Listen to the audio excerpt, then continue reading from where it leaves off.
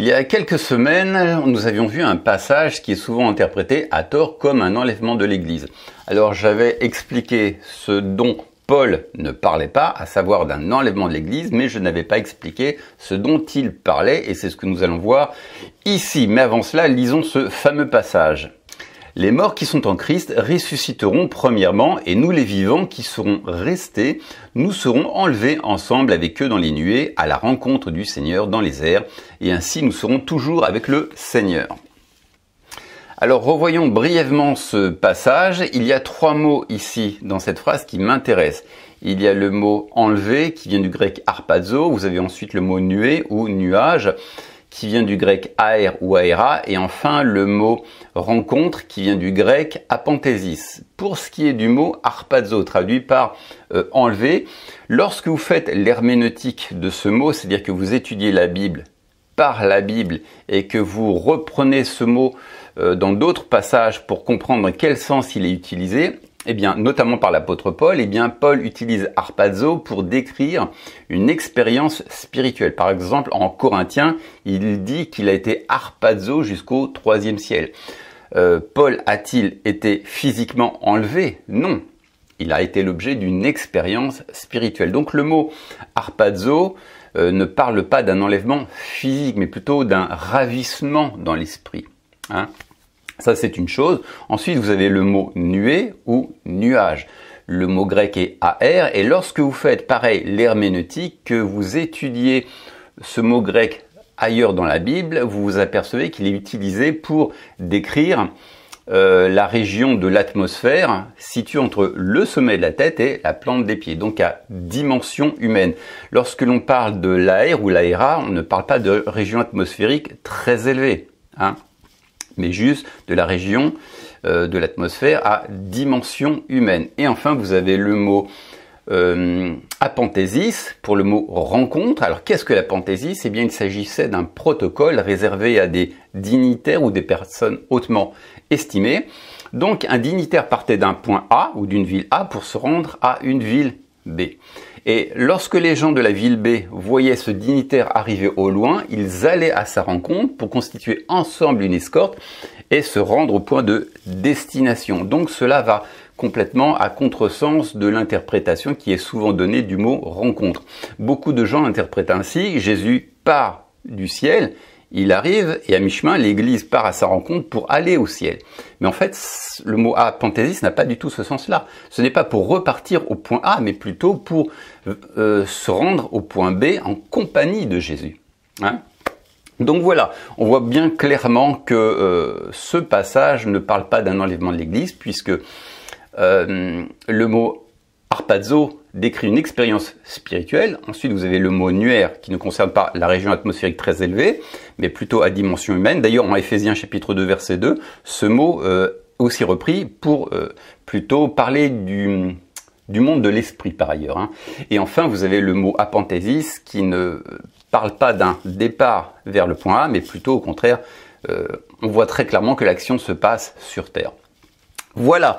Par ailleurs, il y a aussi un autre point qui est extrêmement important, c'est que tout simplement, Jésus, non seulement n'a jamais enseigné sur l'enlèvement, mais il a même prié contre l'enlèvement. Lisez bien ce verset. « Je ne prie pas pour que tu les enlèves du monde, mais de les garder du malin. » Relisons cette phrase. « Je ne prie pas pour que tu les enlèves du monde. » Jésus a prié pour que Dieu n'enlève pas les chrétiens du monde. Ça, c'est une première chose. Il y a aussi un autre passage qui est important, lisez-le.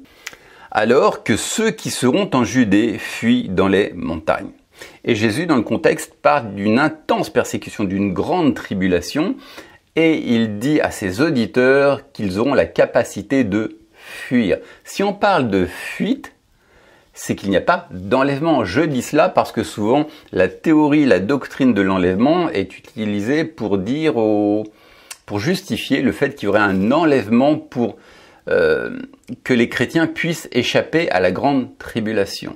Hein, c'est ça le point central des défenseurs de l'enlèvement de l'Église, c'est que l'enlèvement aurait lieu pour permettre aux chrétiens de ne pas connaître la grande tribulation.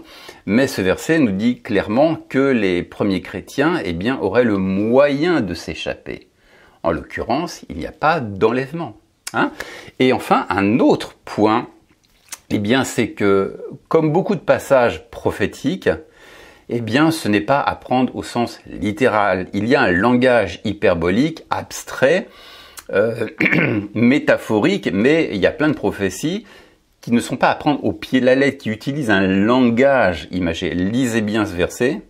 Moïse dit encore, « Israël, aucun Dieu ne ressemble à ton Dieu avec puissance. Il vient à ton aide en traversant le ciel, à cheval sur les nuages. » Franchement, pensez-vous que Dieu venant au secours d'Israël va venir chevauchant des nuages? Non, ce n'est pas à prendre au sens littéral. Dieu ne va pas chevaucher des nuages.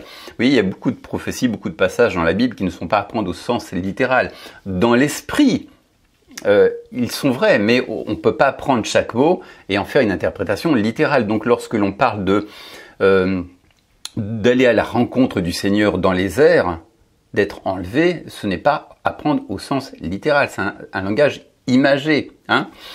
Voilà, d'ailleurs je pense que si beaucoup de chrétiens du 1er siècle nous écoutaient, ils diraient mais oh là là, mais qu'est-ce qu'ils racontent, mais quelle interprétation ils en ont. Non. Bref, alors de quoi parle exactement ce passage? Là on a vu qu'il ne s'agissait pas d'un enlèvement de l'Église, mais plutôt d'une expérience spirituelle, et donc on n'a pas vu exactement ce dont Paul semble parler. Alors de quoi parle-t-il? Une première chose, c'est qu'il parle probablement du rassemblement de l'Église. C'est l'Église qui se tient prête à accueillir son Seigneur sur terre. Lisez ce passage. « Nous serons enlevés ensemble avec eux à la rencontre du Seigneur. » Nous serons enlevés ensemble, donc il y a une dimension collective. Ensemble avec eux. Qui sont eux? Ce sont les ressuscités qui sont au ciel. Hein. Donc nous sommes ensemble avec eux à la rencontre du Seigneur. À nouveau, dans le mot rencontre, il y a une dimension corporative. Hein. Donc déjà, on parle ici du rassemblement des vivants au ciel et des vivants sur terre. Je dis vivants au ciel parce que Dieu n'est pas le Dieu des morts. Mais bon, pour être un peu plus terre à terre, on va dire que ce sont les personnes qui sont mortes, mais qui sont maintenant dans l'au-delà et que Dieu a ressuscité lors de son avènement. Mais déjà, on sait que ce passage, il parle de plusieurs choses, mais entre autres, il parle du rassemblement de l'Église. Le rassemblement tant pour ce qui est de son peuple qui est déjà dans le ciel et de celui qui est sur terre.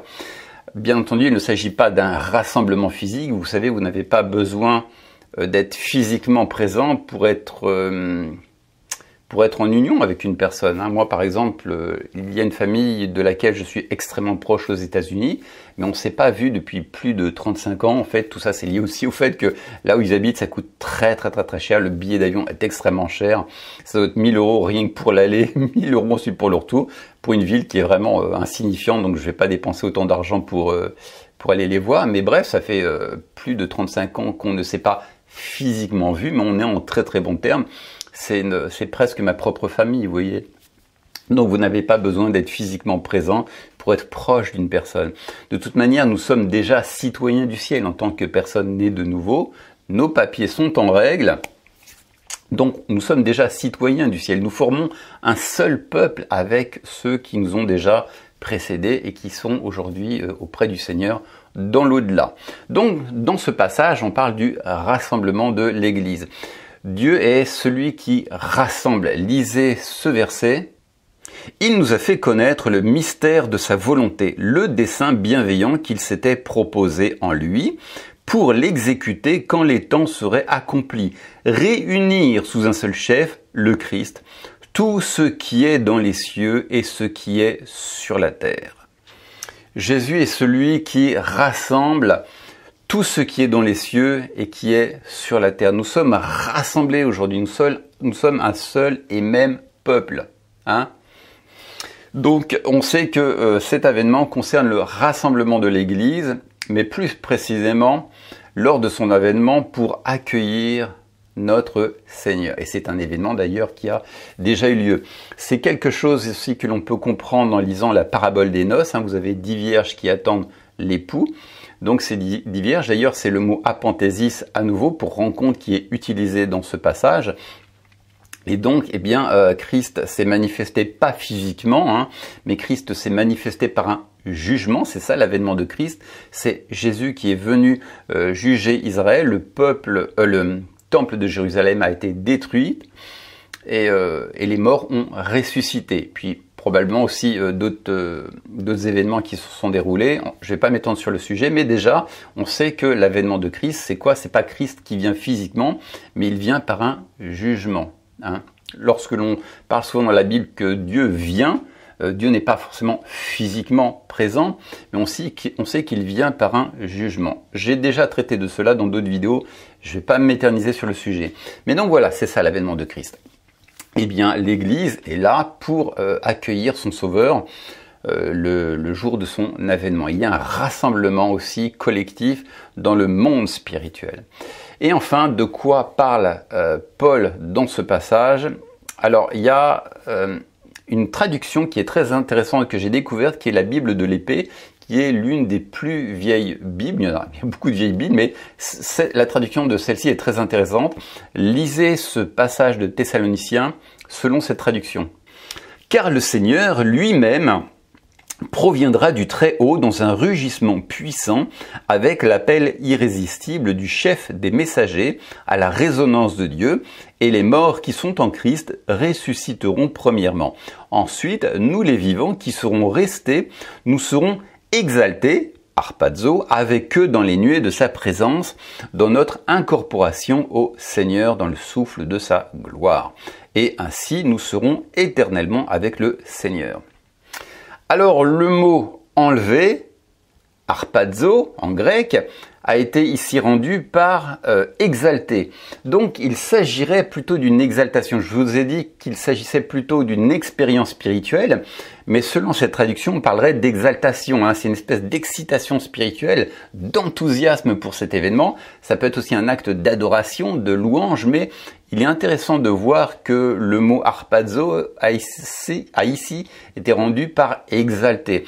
Et j'ai lu aussi un commentaire très intéressant par rapport à cette traduction qui dit « Il s'agit plutôt d'une exaltation dans la gloire de Christ dans laquelle tous les élus qui forment son corps participeront éternellement. » Donc on parle d'exaltation. Je vous ai dit que le mot harpazo par Paul est souvent utilisé pour décrire une manifestation spirituelle, tout comme il a été harpazo jusqu'au IIIe siècle. Et c'est au niveau de notre esprit, de notre moi véritable que nous avons cette exaltation dans notre être profond. D'ailleurs, le mot nuée donc ne décrit pas une dimension de l'atmosphère très élevée, c'est plutôt à un niveau humain qu'on vit cette expérience. Et enfin, lorsque l'on parle d'apanthésis, eh bien c'est l'Église qui est prête à vivre cette expérience de l'avènement, et c'est pour elle une période d'excitation, d'enthousiasme, d'exaltation. Voilà, écoutez, c'est tout ce que je vais dire sur le sujet. C'est probablement l'interprétation la plus correcte de ce passage. Je ne dis pas que c'est exactement à 100%. Ça reste un passage qui est quand même énigmatique, mais je trouve que ce sont des pistes très intéressantes pour ce passage. Voilà, ça sera tout pour moi. Et moi, je vais aller finir mon café parce que là, il est en train de refroidir. Allez, ciao!